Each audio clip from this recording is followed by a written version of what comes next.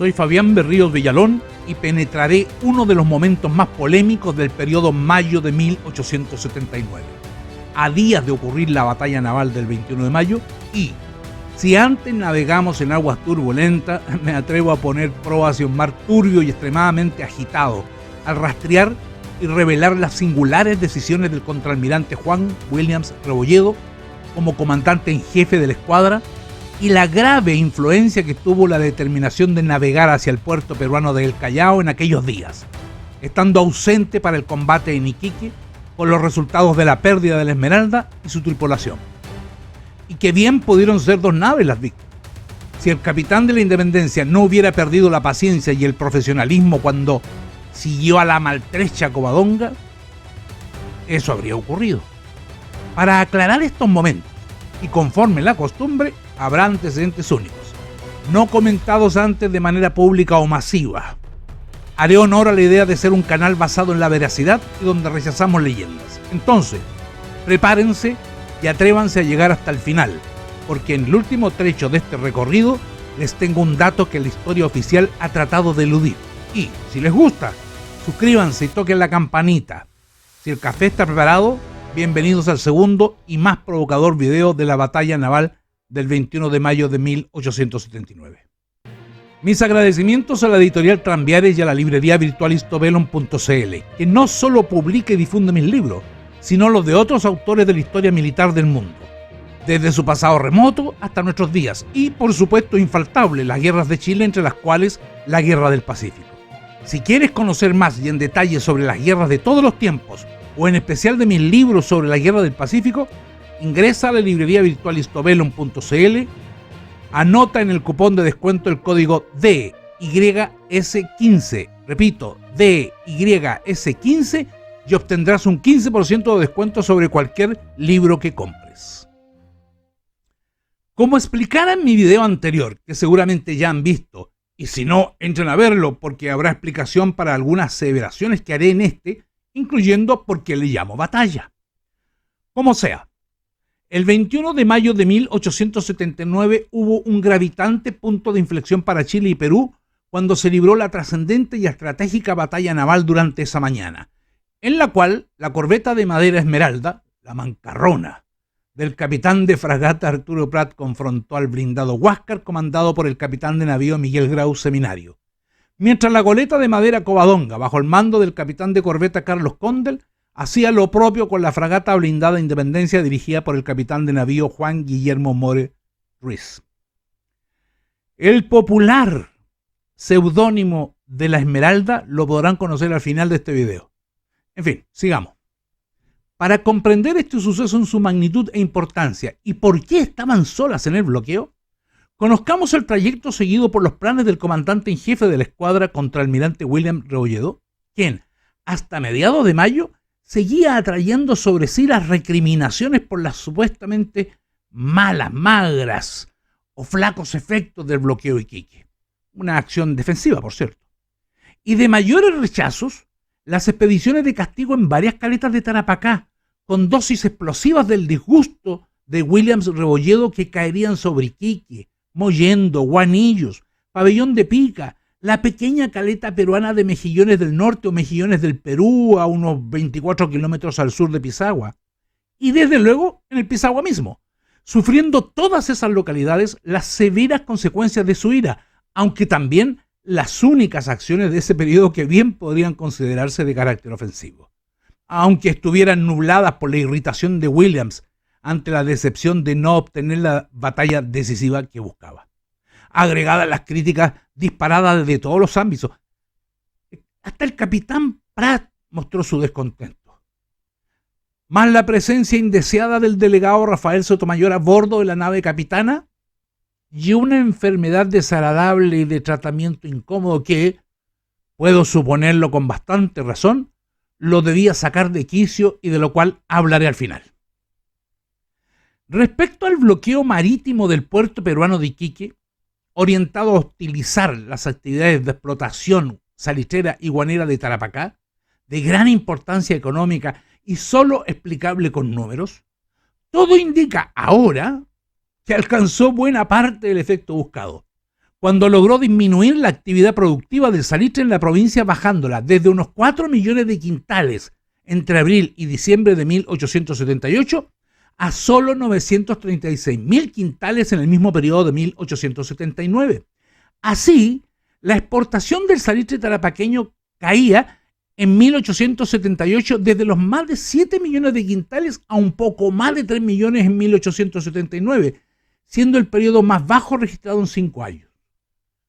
cuya consecuencia será la fuerte disminución del ingreso fiscal aduanero del Perú, que, si en 1878 había recibido alrededor de 8 millones y medio de soles, los soles eran la moneda de esos días en el Perú, en 1879 llegaba a solo unos 3.700.000,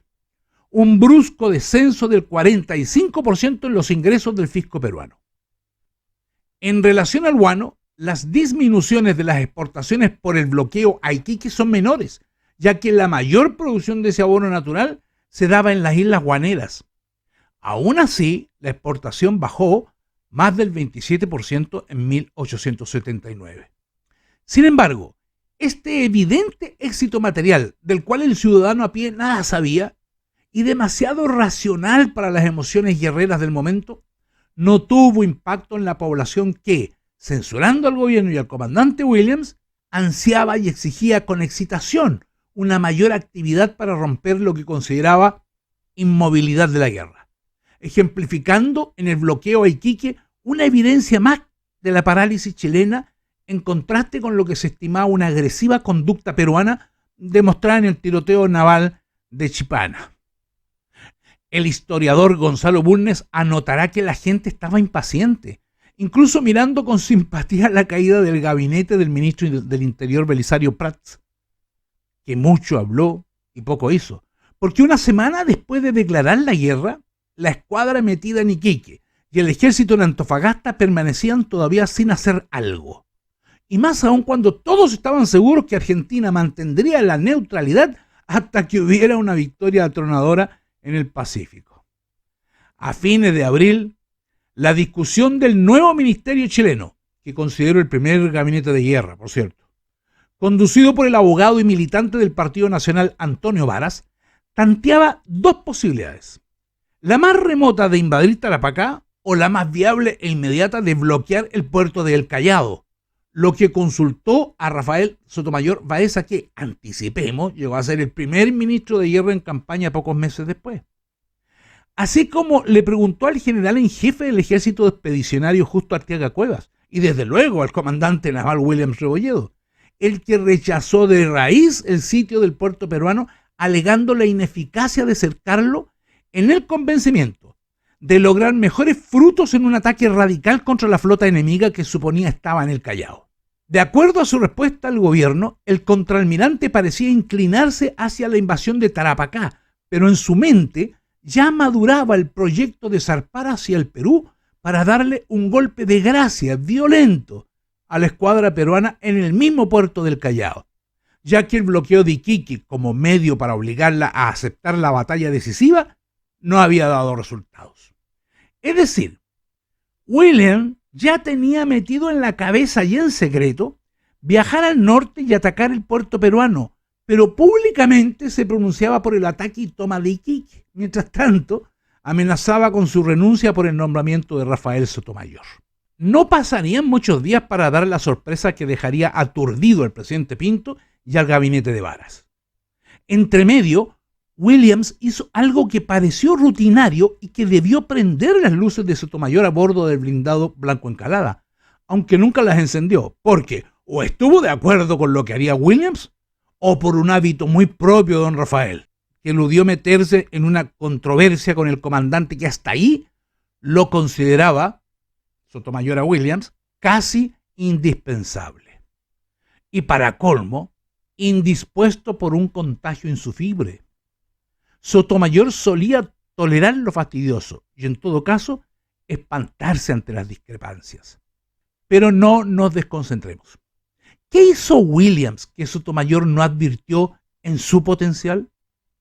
A mediados de mayo releva al capitán Manuel Thompson del mando de la corbeta Esmeralda y se la entrega al capitán Arturo Prat, que en esos días estaba al mando de la Covadonga. Saca al capitán Carlos Condel del mando de la corbeta Abtao y lo traslada a la comandancia de la Covadonga para darle la jefatura del Abtao al capitán Thompson. Espero no se vea tan enredado lo que acabo de decir. Luego aprovisiona a la escuadra con bastantes víveres, municiones y carbón, y más en secreto todavía, excepto para el capitán Manuel Thompson, al que le confesó el plan. Convierte a la corbeta Abtao en un brulote. ¿Qué es un brulote? Es un buque lleno de explosivos para hacerlo estallar en medio de las naves peruanas y volarlas en pedazos. Entre esas ocurrencias, el día 14 de mayo,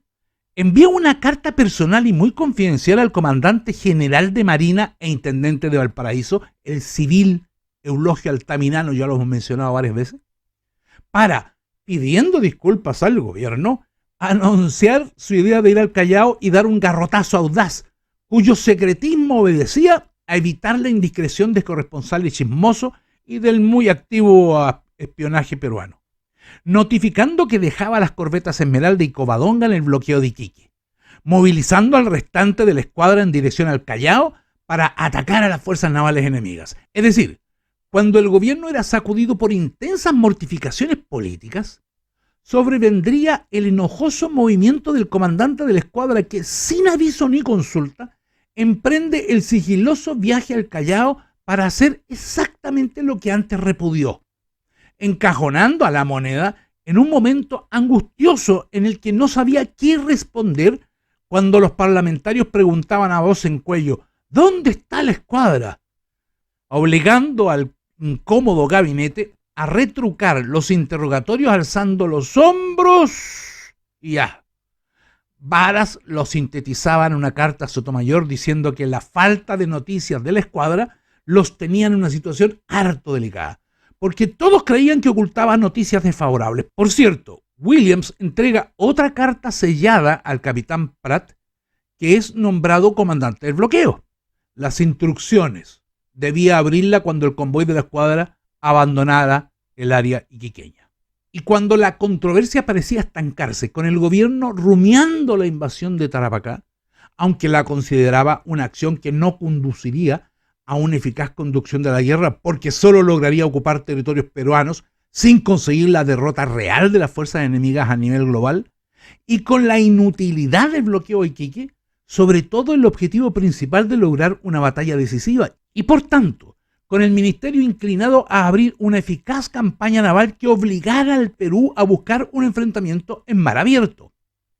El 16 de mayo se produce el vuelco inesperado con un plan que ya comienza el 15 de mayo en la noche cuando arriba a Iquique el Cochrane.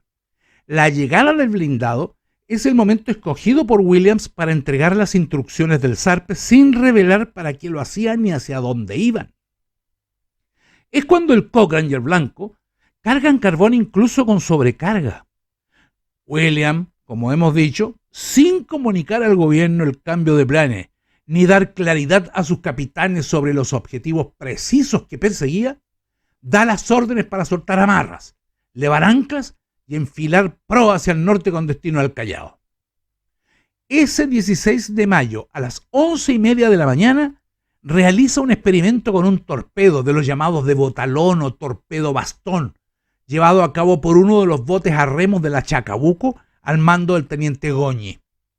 Esos torpedos eran un bote que llevaba un largo botalón o palo largo que se saca hacia la parte exterior de la embarcación, en cuyo extremo iba atado un torpedo fabricado con un tarro de aceite y cargado con 40 libras de pólvora. El llamado torpedo estaba comunicado por un alambre con una pila eléctrica colocada en la proa del bote. Además, la decisión del contraalmirante incluyó mandar los buques en diferentes direcciones para desorientar el espionaje peruano.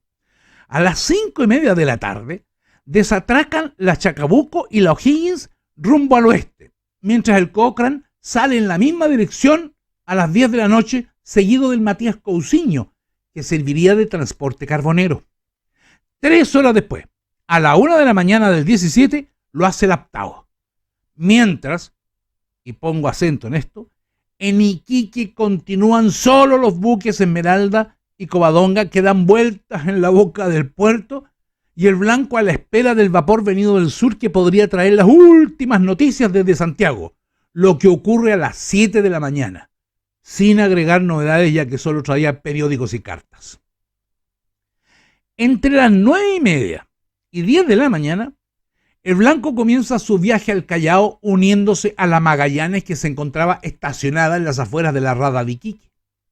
Con todos reunidos a las alturas de Camarones, el conjunto de los buques de la escuadra pone proa al suroeste y en la noche de aquel día cambian rumbo al oeste ordenándose a las naves que se coloquen en doble columna. A la derecha el Blanco, la Chacabuco y el Aptao y a la izquierda del Cochrane la O'Higgins y la Magallanes, seguidos atrás por el Matías Cousiño con su valiosa carga de carbón y que el 18 de mayo ya no seguía a la escuadra. Por razones que después se conocerán, se había desprendido de la excursión provocando la alarma y su búsqueda momentánea hasta que Williams ordena proseguir al puerto del Callao. Por cierto, la ausencia del Matías Cousiño ocasionaría un fuerte dolor de cabeza a las fuerzas navales chilenas, escasas del vital carbón para todo el raid al norte. Y repetimos, y lo repetimos muchas veces, en la bahía de Iquique quedan manteniendo el bloqueo las más viejas naves de madera, Corbeta Esmeralda y la goleta Covadonga, acompañadas por el transporte La Mar. Cuando llegaran el Huáscar y la Independencia, habrá un ingenioso del futuro que, haciendo un acrónimo con cada letra inicial, formará la palabra Chile. Hágalo. Atrévase a hacer ese acrónimo. Mientras tanto, la mayor parte de la escuadra peruana, incluidos sus blindados Huáscar e Independencia, habían salido del puerto del Callao a las 11:30 de la noche del mismo 16 de mayo con dirección a Arica, llevando a bordo el transporte Oroya al presidente Prado, a su Estado Mayor, a oficiales militares de Perú y Bolivia, y al boliviano Serapio Reyes Ortiz, el enviado extraordinario y secretario del presidente de Bolivia, Hilarión Daza.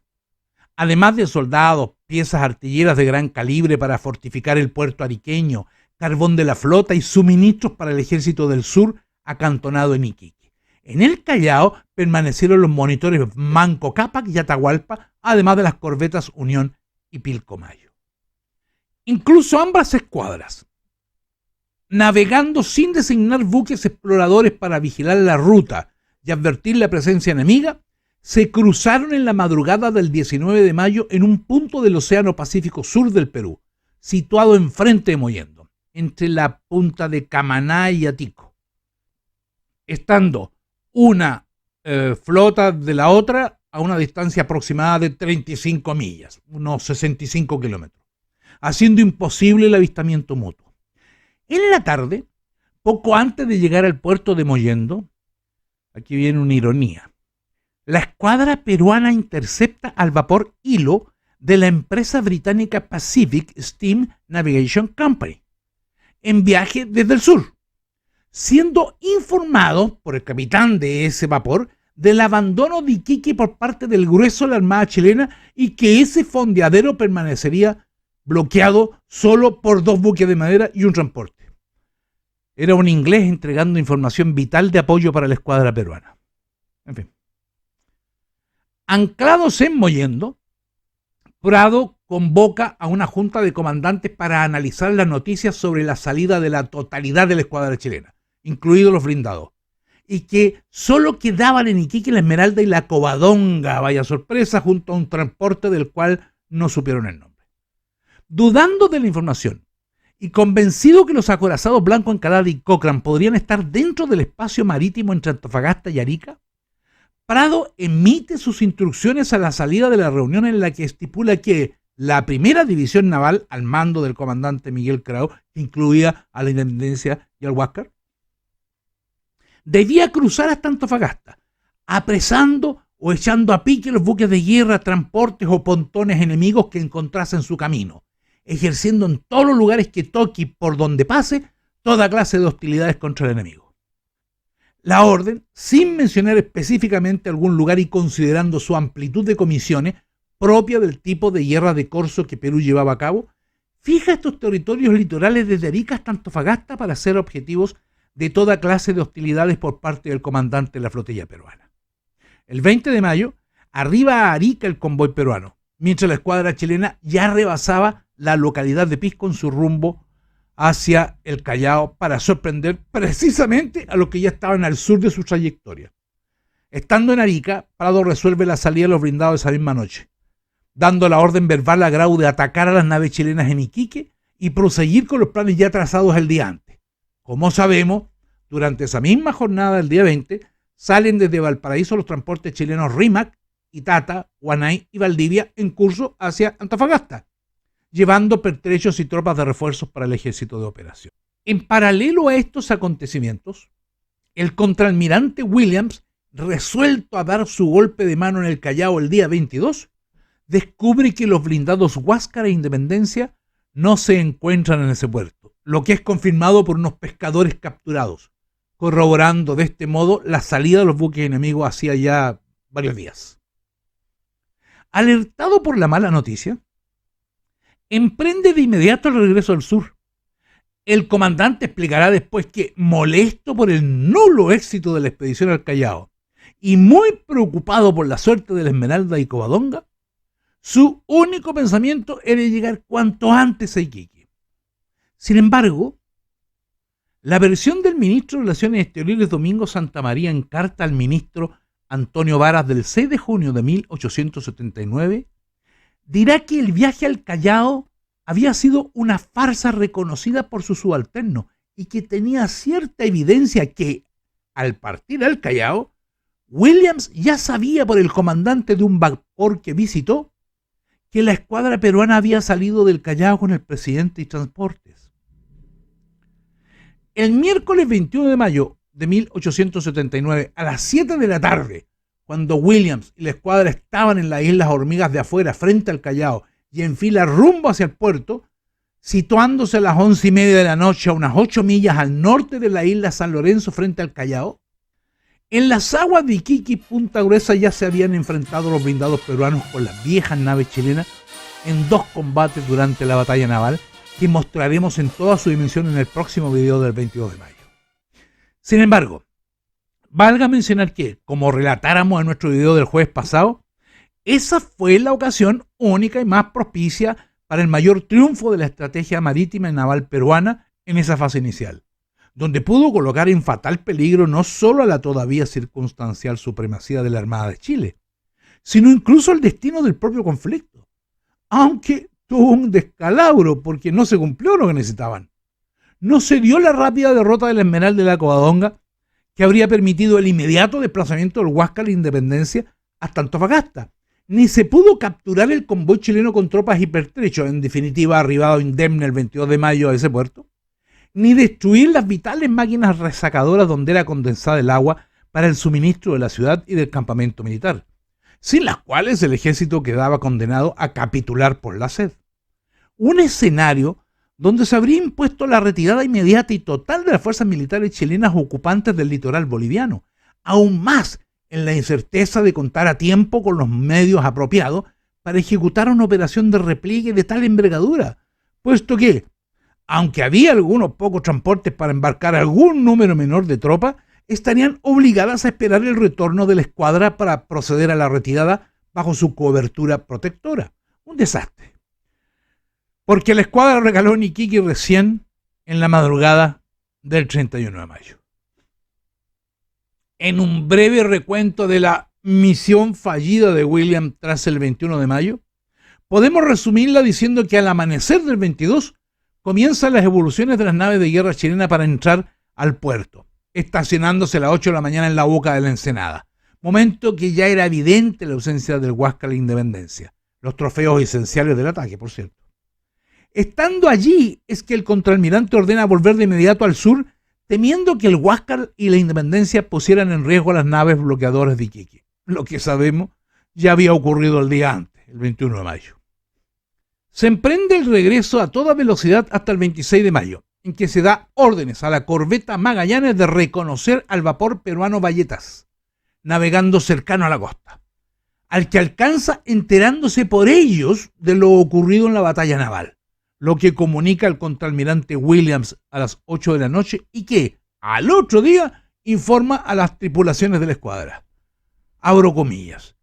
Por el vapor se ha sabido que el Huáscar y la Independencia habían tenido un combate con la Esmeralda y la Covadonga en Iquique.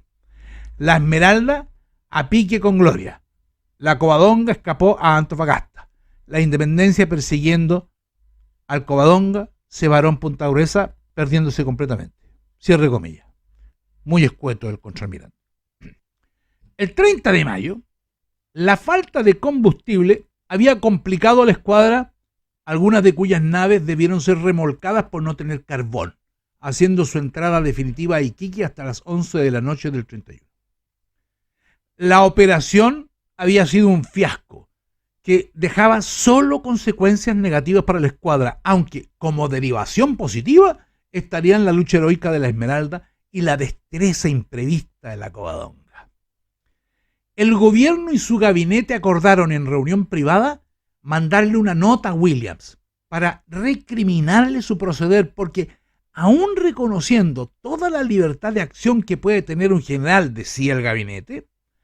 un general de ejército o armada para las operaciones de la guerra, en ningún caso puede serle lícito ocultarle a su gobierno, ni menos todavía decir privadamente lo contrario de lo que expresa en nota oficial, pues todo esto es poco conforme con las reglas que imponen los deberes militares.